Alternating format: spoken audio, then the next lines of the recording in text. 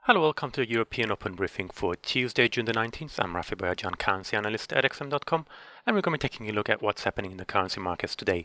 So the main headlines this morning, we've got quite a bit of a risk-off sentiment.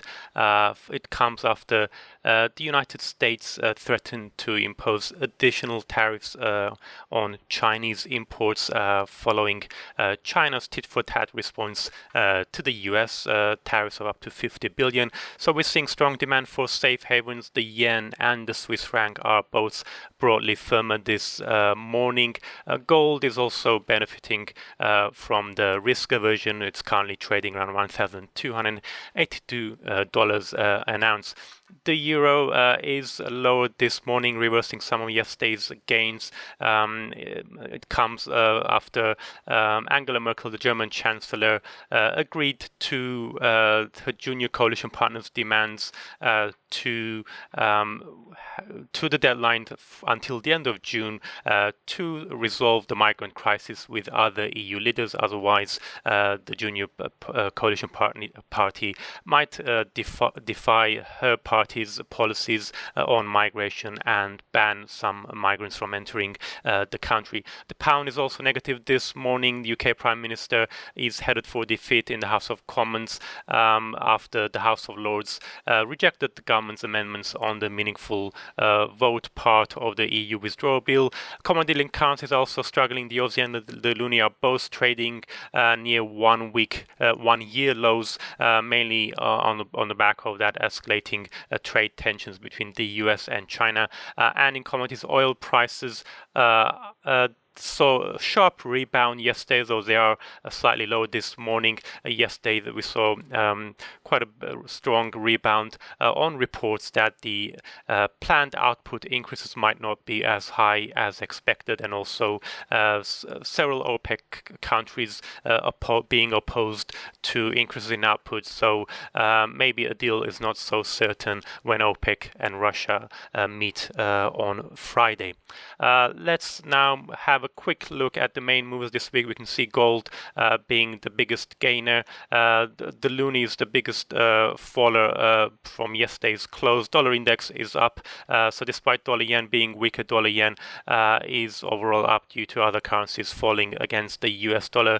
Euro yen, we can see there the biggest loser, down by over 1%. Let's now take a closer look at the dollar yen pair. We can see dollar yen falling below its moving averages in the 4-hour chart here. We can see, though, it is looking somewhat oversold. RSI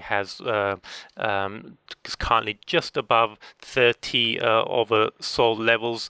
So the dollar yen is currently at a 1-week low. We've got that escalating trade tensions between the US and China. The US now wants to add tariffs of up to 10% on 200 billion worth of Chinese imports. And this comes after China responded in kind to the prior US announcement of tariffs of up to $50 billion. So this worsening trade row has soured market sentiment this morning.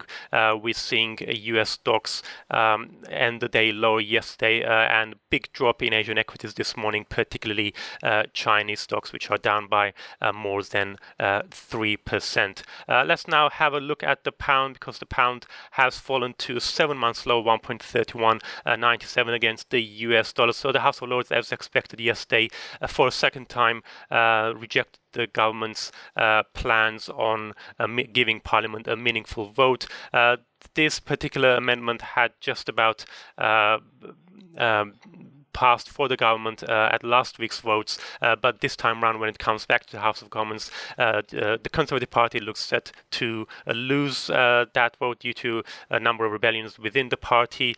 So the MPs want the Prime Minister to give Parliament more say in the event of what to do when there is no deal on Brexit. Also in focus for sterling this week is the Bank of England policy meeting on Thursday. And let's take a quick look at the Australian dollar, because it is really struggling at the moment. It's fallen to 30-month low 0.7352 against the US dollar, mainly due to the escalation of trade tensions and possible negative impact on China's economy. And of course, we know that the Australia is hugely dependent on exports to China, so any negative impact on China's economy would also affect Australia, and therefore the Aussie is hugely sensitive to what happens to China's economy. And we did have some positive, better than expected home price data out of Australia, and the RBA's June meeting minutes were also fairly upbeat on growth. Despite that, though, the Aussie is being weighed by those trade risks. And now looking at today's economic calendar, we can see it's going to be fairly quiet in terms of data, but we do have a speech by ECB President Mario Draghi coming up shortly. He will be speaking